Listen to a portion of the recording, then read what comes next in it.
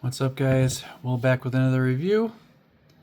Back to the budget variety for today with a brand that I've done multiple times so far, Flissa. So this is their, unfortunately, another knife that they chose not to name. I'm going to call it the FL2590, which is 14C28N, and on Amazon for a regular price of $24.99. We've had this conversation before. I don't quite understand why we wouldn't name the knives. Maybe I'm just out of bounds on the knife naming, but I kind of feel like it matters, especially for ease of finding these knives. I mean, instead of putting in pretty much like a bunch of barcode numbers to find a knife. Back flipper. It's got a thumb disc. It's actually a very nice place to rest your thumb. Not a huge fan of that blade shape. I guess it's kind of a sheep's foot. It's got a liner lock. And like usual, Flissa's action is good. G10 scales. Nice deep carry clip that is not reversible. Knife feels fine in the hand, especially, I mean, having this extra spot to put your thumb. You know, not really choking up on this thing, but you know, it's fine. Not my favorite looking knife of theirs, but once again, I mean, 14C20N on a knife under $25. I have knives that I've tested and knives that I own that are over $100 that are the same blade steel. So I don't know how Flissa gets away with this, but they make it work.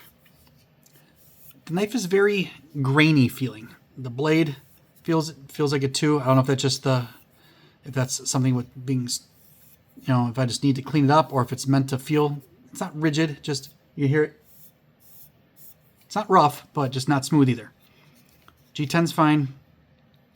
This isn't my favorite looking knife of theirs, but I mean, shit. If you want to start a little mini collection of just Flissa knives, I mean, you can get 10 of these knives for what, a little bit over $150, close to $200, and have some different locking systems between this and a crossbar lock, and they have a pivot lock, kind of like the Vanker lock on Vosteed.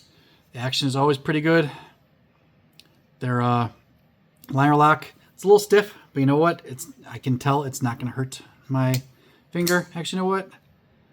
If you're fidgeting with this all day, it's a little rough, it's a little tough, maybe to loosen up. But I mean, other than that, they've kept their knives cheap. They're kind of switching up the look of them. Even if I don't like the way this one looks as much, that's still they're trying to make them look a little different. And to get this steel at this price point, I mean, I'm going to assume that this is 14C28N.